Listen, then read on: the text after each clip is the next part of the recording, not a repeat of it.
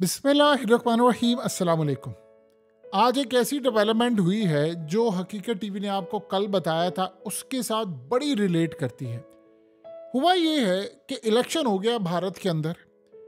आज मोदी गया है कश्मीर में और कश्मीर में जाकर उसने जो बड़ी अजीबोगरीब बात की है। इंडिया में असल में हालिया कुछ दिन पहले कश्मीर में एक हमला हुआ और उसमें उनके तकरीबन 10 के करीब लोग मारे गए, जिसमें उनके फौज का भी एक बंदा मारा गया। उन्होंने डायरेक्टली इल्ज़ाम लगा दिया पाकिस्तान पर, ओपनली। आज मोदी वहां पर गया, उसने कहा देखिए ये आखिरी हमला कर रहे हैं। मैंने होम मिनिस्टर को कहा है कि आप भरपूर तैयारी करें, हमारी पॉलिसी सारी रिवाइज करें। अब हम दुश्मनों को, यानी वो पाकिस्तान की बात कर रहा था, कहता थी इनको अब भरपूर अंदाजे में आपको यहां पर अल्फाज अपने देकर जा रहा हूं कि हम उनको सबक सिखाने जा रहे हैं और गवर्नमेंट लेवल पर हम ये सबक सिखाने के लिए जा रहे हैं और पूरी तरह हम अब इनसे निपटने की आखिरी जो हमारे मराहिल है वो सारा कुछ फाइनलाइज वर्क हो चुका है। यानी सादा अल्फाज में उसने कहा है कि हम हमला अब करेंगे और इसका बदला लेने जा रहे हैं। ये बात जरा समझ लीजिए। ये जो इस सारी सूरत हाल में आज मोदी ने धमकी दी है, इसको आप लाइटली ना लें। जितनी पहले बातें थी, देखिए इलेक्शन से पहले इंडिया के अंदर राहुल गांधी ने, अरविंद केजरीवाल, सारी ऑपोजिशन, उन्होंने एक ही बात कही कि मोदी ने पाकिस्तान पर कोई हमला करना है, कुछ करना है और फिर ये इलेक्शन जीतेगा। अब वो थ्योरी इतनी पॉपुलर हो गई कि मोदी को असल में एक जोम ये हो गया था कि मैं अपने बेस के ऊपर, अपने फेस के ऊपर मैंने इतना काम किया, मैंने मीडिया मैनेज किया, मैंने फलाना किया, ये किया, वो किया, तो मैं इलेक्शन बड़ी आसानी से जीत जाऊंगा। उसको किसी ने गलत मैनेजमेंट पढ़ा दी कि अब की बार 400 पार। वो 400 के ऊपर था, उसको किसी ने एक स्ट्रेटजी बनाकर दी कि आप 400 की बात करते रहेंगे तो अवाम के जहनों में बैठ जाएगा कि 400 नहीं तो चले 350, 325 आ जाएगी, आपकी सीटें आ जाएंगी। उसको नहीं पता था कि अवाम का मामला क्या है। वो अभी सारी सूरत हाल में उन्होंने उसको उत्तर प्रदेश से भी हरा दिया। अब सिनेरियो क्या है कि ये इस दफा जो मामला है वो क्यों खतरनाक है। और आज उसने कहा है कि मैंने होम मिनिस्टर को कह दिया है, अब हम पूरी तैयारी कर रहे हैं, हम देने जा रहे हैं इसका जवाब। देखिए हुआ ये है कि सबसे पहले मेजर गौरव वारिया से लेकर बाकी लोग, मेजर गौरव वारिया ने ओपनली ये बात कही है कि पाकिस्तान में जो लोग मारे जा रहे हैं उसने इंडिकेट किया है, और इनडायरेक्टली जाहिर सी बात है राजनाथ सिंह ने कह दिया था कि हम मारेंगे, तो उसने भी इंडिकेट कर दिया है कि जी पाकिस्तान में जो हमले हो रहे हैं, लोग मारे जा रहे हैं, ये होने चाहिए, हम कर रहे हैं फलाना, यानी बड़ा क्लियरली उसने बता दिया है। अब वो असल में सीन कुछ इस तरह से है कि इस वक्त मोदी फंसा हुआ है और शायद वो पाकिस्तान के मामलात को इस तरह ना देखता। सीन कुछ ये है कि इस वक्त रूस के हवाले से उस पर आया हुआ है बड़ा शदीद प्रेशर, बहुत ज्यादा वेस्ट का प्रेशर आया। वो जा रहे हैं फ्रेश जंग में रूस के खिलाफ, इसीलिए F-16 पहुंचा दिए उन्होंने वहां पर, यानी यूक्रेन में लॉन्ग रेंज मिसाइल पहुंचा दिए, सब कुछ पहुंचा दिया। और इसीलिए आपने देखा कि पुतिन इस वक्त नॉर्थ कोरिया गए, वहां पर जाकर अब वो यानी किम जोंग से मामला तय कि उसको S-400 देने जा रहे हैं, Su-35 देने जा रहे हैं। ईरान से इस वक्त तेहरान में उनकी सिक्योरिटी के जो लोग हैं वो मामला तय कर रहे हैं, मुआहदा कर रहे हैं कि अगर आप पर हमला हुआ तो आप मदद करें, हम हमला करेंगे, या जो भी सूरत हाल होगी एक दूसरे पर हमला होगा मदद करेंगे। इसी तरह वियतनाम से भी उसने मामला तय कर ली, इसी तरह शाम से भी कर लिए, चाइना से भी, और बहुत सारी कंट्रीज में। और स्पेशली वो अपने तर्ज की एक नेटो बनाने जा रहा है और वहां पर ये एक जंग का बिल्कुल एक सीन बिल्कुल तैयार है। यानी आप यहाँ से अंदाजा कर ले कि अफ्रीकन कंट्रीज को भी शामिल कर लिया, तो 20-22 ममालिक को इन्होंने साथ लेकर चलना है और अपनी नेटो बना रहे हैं जिससे इन्होंने हमला करना है। साथ पुतिन की पॉलिसी ये है कि मेरे मुल्क में आए आप लड़ने के लिए, तो जब आप लड़ाई करने के लिए आएंगे तो फिर देखिए मैं आपको घर भी दूंगा, नेशनैलिटी सब कुछ दूंगा। अब जब ये सारे का सारा मामला हुआ है तो मोदी के पास इस वक्त सूरत हाल ये है कि इसराइल ने भी कल पैगाम दे दिया है उनको और कहा है कि अब आप ये न्यूट्रल नहीं रह सकते, या तो आप इसराइल के साथ खड़े हुए हैं या आप नहीं खड़े, और खड़े हैं तो आप फिर हमें हथियार अपने देंगे, मेड इन इंडिया वाले भी जो आप यहाँ पर बना रहे हैं, जो आप अपनी फौज के लिए भी इस्तेमाल कर रहे हैं, जो कह रहे हैं आप आत्मनिर्भर यानी मेड इन इंडिया बना रहे हैं, वो भी आप हथियार देंगे। और अगर आप नहीं देंगे तो बस फिर हम ये बात समझेंगे कि आप हमारे साथ नहीं खड़े और आपने न्यूट्रल रहने का ड्रामा किया। भाई ये इसराइल का बड़ा क्लियर पैगाम है और इसराइल के पैगाम का मतलब आप समझे एस्टैब्लिशमेंट का पैगाम है। अब भारत के खिलाफ मामला काफी खराब है अमेरिका भी उसके खिलाफ है। बाइडेन पसंद नहीं करता इसको, ये याद रखिएगा। याद रहे कि ये बाइडेन इसको, यानी जो एस्टैब्लिशमेंट है वो मोदी को पसंद नहीं करती, उनकी मजबूरी है। अब उनको ये लग रहा है कि इसको सबक सिखाने का वक्त है, इसको ईरान से भी दूर करें। मोदी ये समझ रहा है कि मुझ पर आएगा प्रेशर कि मैं इस जंग में शमूलियत इख्तियार करूं। एक सिनेरियो बन सकता है कि मैं उस जंग में ना कूदूं, और वो ये है कि मैं पाकिस्तान पर हमला कर दूं। अब उसने ये जो धमकी दी है कश्मीर में, वो असल में कश्मीरियों को नहीं बताकर गया, आज वो पाकिस्तान को बताकर गया है कि मैंने होम मिनिस्टर को कह दिया है अपनी तैयारी पूरी करें, हम जवाब देने जा रहे हैं, और जवाब बड़ा तगड़ा होगा। अब सिनेरियो समझिए, अगर भारत पाकिस्तान पर हमला कर देता है तो इस वक्त उसके लिए इससे बेहतर, वो समझा 1948 के बाद से अब तक सबसे गोल्डन चांस है मेरे पास। पाकिस्तान की मईशत खराब है, हर लिहाज से ये बर्बादी का शिकार हो रहे हैं, इनके मुल्क में कोई डेवलपमेंट नहीं, फलाना नहीं। तो मैं अगर इस जंग में कूद पड़ता हूं तो फिर इसराइल मुझे मजबूर नहीं कर सकता कि मैं उसकी जंग में उसको बैक करूं। अभी तक भारत न्यूट्रल है, यानी आप देखिए 2-4 दिन से भारत ने गजा के बारे में बयान देने शुरू कर दिए हैं और नेतन्याहू को पसंद नहीं है। वो समझता है कि अगर मैंने पाकिस्तान पर हमला कर दिया तो मैंने चूंकि लॉबिंग इतनी की हुई है कि इंटरनेशनल सतह पर अमेरिका से लेकर यूरोप से लेकर तमाम ममालिक तक, मिडिल ईस्ट तक, सारे मेरे साथ होंगे। उसे पैसा लगाया, लॉबिंग है, उसका स्ट्रॉन्ग होल्ड है, लोग हैं और वो ये काम करेंगे, मीडिया उनका है, नैरेटिव उनका है, तमाम चीज़ें उनकी है। तो वही समझता है कि मैं इसको मैनेज कर लूँगा। लेकिन अगर इस सारी सूरत हाल में मैं इंगेज नहीं हुआ तो फिर मुझे या तो रूस के खिलाफ जाना पड़ेगा या फिर मुझे ईरान के भी खिलाफ जाना पड़ेगा और इजराइल के साथ खड़ा होना पड़ेगा, जिससे मेरी पोजीशन बड़ी मुश्किल है कि मैं अब न्यूट्रल नहीं रह सकता। तो मुझे इन सारे सूरत हाल में लड़ाई के लिए कहीं ना कहीं कूदना पड़ेगा। तो इस सारे सिनेरियो में अब वो ये समझ रहा है कि अगर मैंने पाकिस्तान से जंग छेड़ दी तो फिर जो ये मामला इस वक्त होने जा रहे हैं, मैं अपने आप को डिसंगेज कर लूंगा। या इस सारी सूरत हाल में मोदी के दिमाग में एक और भी प्लान है, और वो प्लान क्या है कि आपको पता है कि उसकी रेटिंग गिरी हुई है। हुआ ये है कि बीजेपी ने फैसला ये किया है, आपको पता है कि बीजेपी का जो हमेशा से मामला ये रहा है कि हमने इंडिविजुअल्स के बेस पर पार्टी नहीं चलानी, हमने पार्टी चलानी है नजरिए की बुनियाद के ऊपर। और उसमें चाहे मोदी हो, पहले वाजपेयी था, फिर उससे पहले एडवाणी था, फिर उसके बाद कोई और था, फलाना था। अब वो कह रहा है कि नहीं, मोदी है। मोदी ने असल में आकर बीजेपी को इस तरह का बना दिया कि ये इलेक्शन जो लड़ा गया था वो बीजेपी को पीछे रखकर मोदी के फेस पर लड़ा गया।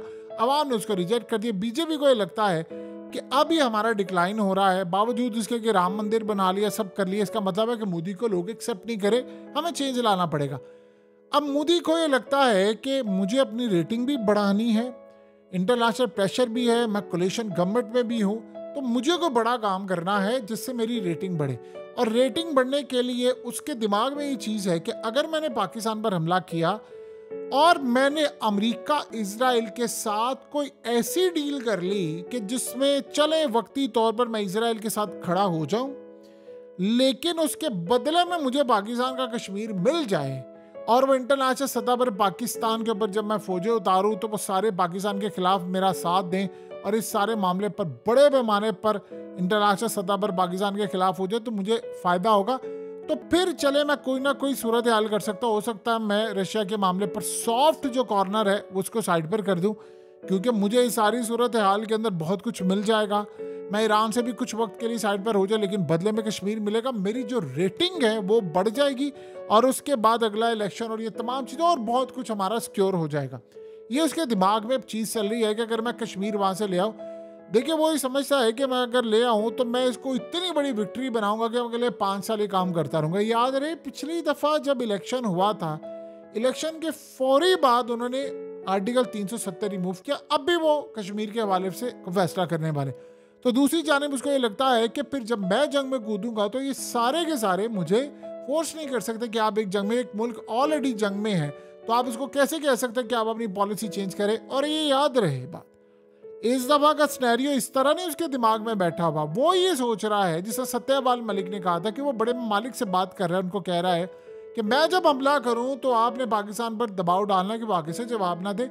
और वो मोदी ये चाह रहा है कि मैं इस दफा लेकर आऊं, यानी वो जो पाकिस्तान का कश्मीर है इसको मैं लेकर आऊं अपने साथ। और वही समझ रहा है कि इस वक्त मुल्क के अंदर पाकिस्तान में क्यास की सूरत हाल है, मामला ठीक नहीं है, पाकिस्तान को कोई पैसे देने को तैयार नहीं, या IMF से जकड़े हैं, इनकी कोई लॉबिंग नहीं है, कुछ भी सूरत हाल नहीं, तो मेरे लिए बड़ा बेहतर चांस है। अब वो ये आज जो धमकी देकर गया है, इस दफा ना तो अपोजिशन उसको ये कह सकती है कि भाई तू इलेक्शन से पहले कर रहा है, इलेक्शन के लिए कर रहा है। वो असल में ये बताना चाह रहा है कि देखो मैं अब इलेक्शन के लिए नहीं कर रहा, आपके मुल्क पर एक हमला हुआ है, मैं उसका जवाब देने के लिए जा रहा हूं। और वो सारी चीजें वो कहता, आपने उसका बयान नहीं समझा। वो जो उसने बड़ी अजीब बात की, उसने कहा मैंने होम मिनिस्ट्री को ऑर्डर दिए हैं कि पॉलिसी अब रिवाइज करें। वो पॉलिसी रिवाइज क्या थी, अब जरा समझिए।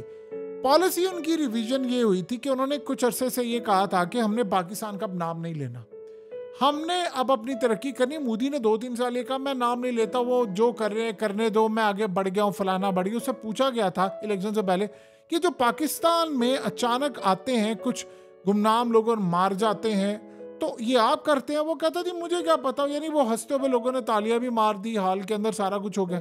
सो उसने इनडायरेक्टली बता दिया। और फिर यानी वो जिनका मीडिया है और चेले चमाटे जैसे मेजर गौरव बारिया, वो तो आकर कहता हाँ जी कर दिया काम, देख लिया ना, फिर साथ कहता यार पता नहीं किसने मार दिया लेकिन भारत का काम तो हो गया ना। तो वो इस तरह की बातें करते हैं। सो अब जो सिनेरियो इस वक्त चल रहा है, हालात इस वक्त चल रहे हैं, वो असल में इंडिकेट ये कर रहा है कि मैं भरपूर तैयारी के साथ इस वक्त आ रहा हूं। देखिए इसराइल का इस वक्त भारत के ऊपर इतना प्रेशर है कि इसराइल को ये लग रहा है कि अगर मैं हिजबुल्लाह की जंग में कूद पड़ता हूं, जैसे उनके वजीर अब ये कह रहे हैं कि हालात बड़े ख़राब है, तो सबसे ज़्यादा मेरा नुकसान ये होगा कि सप्लाई चेन मुतासिर होगी। क्योंकि हिजबुल्लाह ने और हौसियों ने और ईरान ने और ये शाम, इन सब ने प्लान ये किया है कि नंबर 1 हमने हाइफा पोर्ट को राख का ढेर बना देना, जितनी सप्लाई चेन होगी वो रुक जाएगी। क्योंकि दौरान जंग तो फिर सप्लाई चेन उन्होंने आने नहीं देने, फ्लाइट्स आपको पता है कि वैसे ही कैंसिल होना शुरू हो जाएगी, ना सामान आएगा ना जाएगा, तो वो किसी को नहीं छोड़ेंगे। और सबसे बढ़कर उन्होंने प्लान ये किया कि हौसियों का ऑपरेशन आगे बढ़े, क्योंकि इसराइल इंगेज होगा तो हौसियों का ऑपरेशन आगे बढ़ाकर समुद्र तक लेकर जाना, हाइफा पोर्ट पर हमला करना है, फिर उसके बाद आगे अगले लेवल पर हमला करना। तो वो सारे उन्होंने ये सोचा होगा कि सप्लाई चेन मुतासिर होगी, इसलिए वो भारत को कह रहे हैं कि आप हमें हथियार भेजिए। वो ये जो बात कह रहे हैं कि आप हमें ये ना बताएं कि आप लोग न्यूट्रल रहें, आप फलाना इधर भी है उधर भी है, तो कहा आप हमें बड़ा क्लियरली ये बताएं कि आप कहाँ पर खड़े हैं। क्योंकि अगर आप न्यूट्रल हैं तो फिर हम भी आपके ऊपर कोई काम करें। फिर वो अमेरिका को कहते हैं यार इस पर पाबंदियां लगा दो, ये रूस से तेल ले रहा है, आप इस पर पाबंदियां लगा दो, ये ईरान से। आप सोचे ना कैसी अजीब बात है। वो ईरान से अरबों डॉलर का मुआहदा कर गया चाबहार का, और साइन भी कर लिए, कोई पाबंदी की बात नहीं, अमेरिका ने कोई चीज नहीं कही। हमने कहा हमने गैस लेनी है, तो साथ ही मिलर आता है और ये सारे स्पोक्स पर्सन पता नहीं कौन कौन आता है और आकर कहते हैं कि जी वो पाबंदियां तैयार है पाकिस्तान के लिए, हमको चाहते ही नहीं है ईरान को फायदा हो। यानी आप सोचे पाकिस्तान का इसमें फायदा था, इसमें ईरान का फायदा नहीं था इतना, हमारा फायदा ज्यादा था। लेकिन इसमें तो ईरान का फायदा इंडिया वाले में, उसमें जाहिर ये बात, इस प्रोजेक्ट में रूस भी आ जाएगा, बाकी ममालिक भी आ जाएंगे, तो उस पर उन्होंने कुछ नहीं कहा।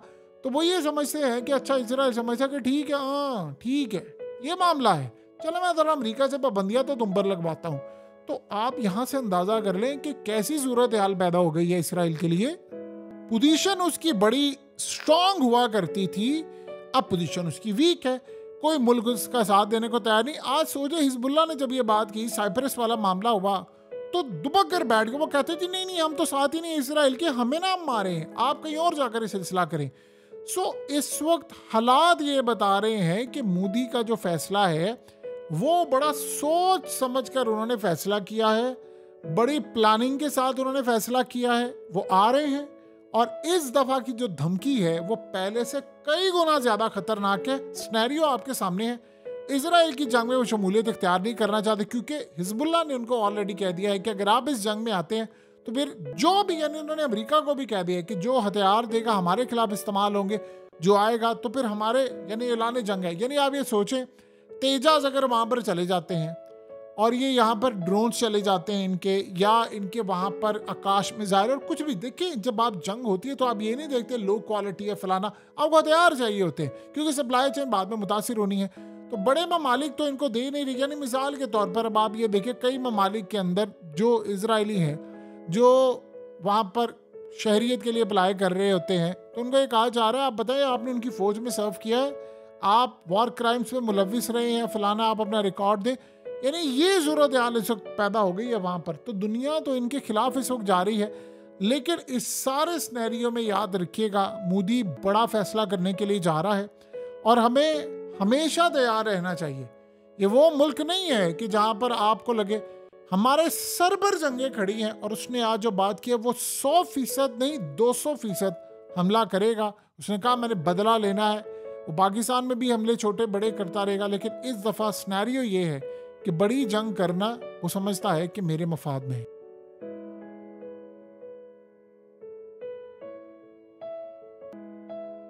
हकीकत टीवी को सब्सक्राइब करना मत भूलें, वीडियो को लाइक करें, शेयर करें और कमेंट सेक्शन में अपनी राय का इजहार ज़रूर करें।